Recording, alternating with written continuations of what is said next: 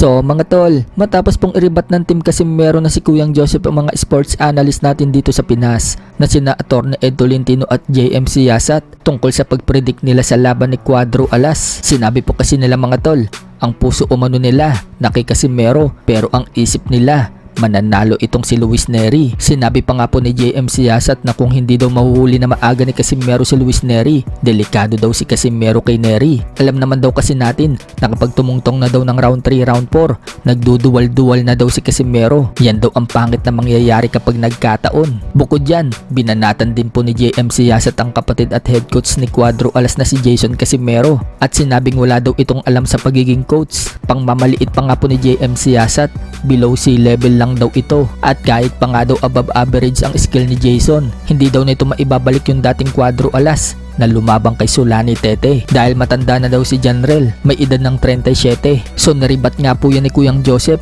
at galit na galit ito sa dalawang sports analyst. Pinagtanggol po ni Kuyang Joseph ang Casimero brothers at kagabi lang mga tol, nagsalita na din po si Casimero tungkol sa pahayag ng dalawang sports analyst. Ayon kay Cuadro Alas, wala naman daw kwenta yung mga predict ng mga analyst. Mga tangang analyst daw ang mga yan, lalo na daw yung isa dyan, yung kalbong bading satsat. Wala naman daw yang alam sa boxing. So yan po ang prangkang sinabi ni Cuadro Alas. Sa latest live naman po ni Kuyang Joseph mga tol, hinamon niya ng pustahan ng mga analyst. Kung ganyan daw sila ka-sure sa predict nila, magpustahan na lang daw sila. $1,000 daw ang pustahan. Total, pare-parehas naman daw silang may pera. Ika pa nga po ng mga fans ni Cuadro Alas, personal daw ang atake ni JM Siyasat sa magkapatid. Pero itong si Atty. Ed Tolentino, nakikisakay lang daw ito kay JM Siyasat dahil sa channel daw ni JM Siyasat sila nag-live. Samantala, dumating na po si Luis Nery sa bansang Japan. Ayon po yan sa kaibigan ni Casimero na si Papsi Kultura. Kagabi pa daw dumating sa Japan itong si Luis Nery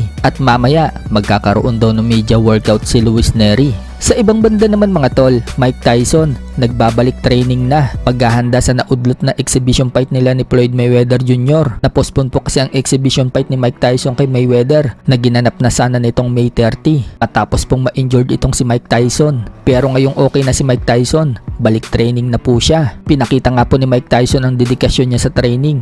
Kahit na may edad na siyang 59, pinag-aaralan nila ng coach niya kung paano basagin ang depensa ni Mayweather, ang shoulder roll. Ginagaya nga po ng coach ang stand ni Mayweather at kung paano palusutin ni Mike Tyson yung suntok. Sa ngayon, may laban pa sa ibang exhibition si Mayweather sa June 27 kontra kay Michael Zambidis. Pagkatapos siguro ng laban ni Mayweather, baka matuloy na ang laban nila ni Mike Tyson bago naman tumungo si Mayweather kay Manny Pacquiao sa buwan ng September.